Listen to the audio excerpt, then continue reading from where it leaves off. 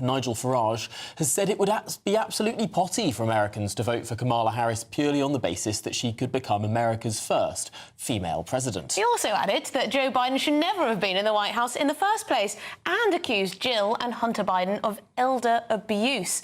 Well, to discuss this, we're joined by US political analyst and Democrat supporter Nomiki Konst. Strong words from Nigel. He doesn't tend to hold back with what he said, but is there some truth to what he says there, that a lot of people might just vote for Kamala Harris simply because she's a woman? I think that Nigel Farage is trying to distract the public away from the Trump ticket, which is really sinking. I mean, J.D. Vance, they had to turn away from J.D. Vance on Fox News yesterday because his speech was so boring. Donald Trump's incoherent, historically long RNC speech didn't give the Republicans a bump at all, which never happens. The Republicans were flailing before Kamala Harris stepped in, and now Kamala Harris has reignited the party, $81 million in 24 hours. Every single demographic in the Democratic Party, women, men, it doesn't matter. They're all boosting in the polls. People are excited. Does it matter that she's a woman? Absolutely. Are people going to vote for her because she's a Democratic woman? Yes, they are, because the rights of women in our country have been reversing at an astronomical rate in the last, 4 years in particular, especially with the Supreme Court. So it does matter that we have a Democratic Party woman on the ballot who stands for reproductive rights. But beyond that, women are also voting for democracy. And the Trump-Vance ticket wants to destabilize the world, isolate the United States from everywhere else, pull out of Ukraine and cozy up to Vladimir Putin and North Korea. That's bonkers.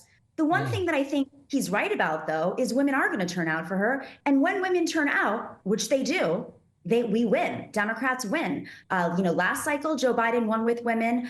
Hillary Clinton won with women, just a little bit below Joe Biden. And in a cycle like this, where Republicans are doubling down on young conservative males who don't turn out at the same rate as young progressive females, as it's leaning, more young people are switching, more young men. Of course, Nomiki, you said Hillary Clinton won with women. That's very true. She lost the election.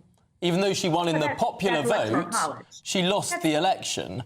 And isn't this the crucial thing? Donald Trump, in the popular vote in 2016, was behind but won the presidency.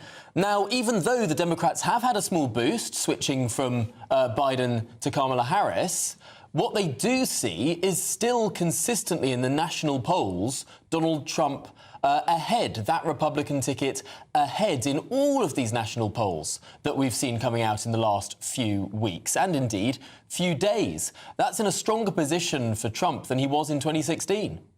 That's false, because those polls are old.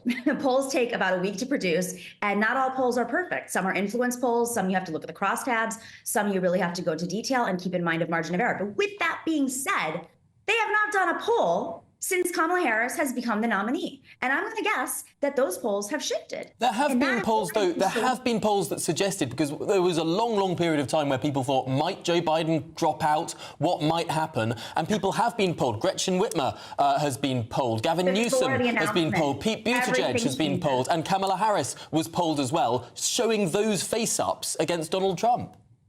Except, okay, again, the Republicans have not gone up. They have a cap. Donald Trump has not gone up in those polls at all. It has been an enthusiasm gap with the Democratic ticket because we had a crisis. But guess what? The enthusiasm is back. You're right. The popular vote was 2.9 million more voters for Hillary Clinton than Donald Trump. And the mistakes that were made were strategic mistakes that we have all addressed in the past.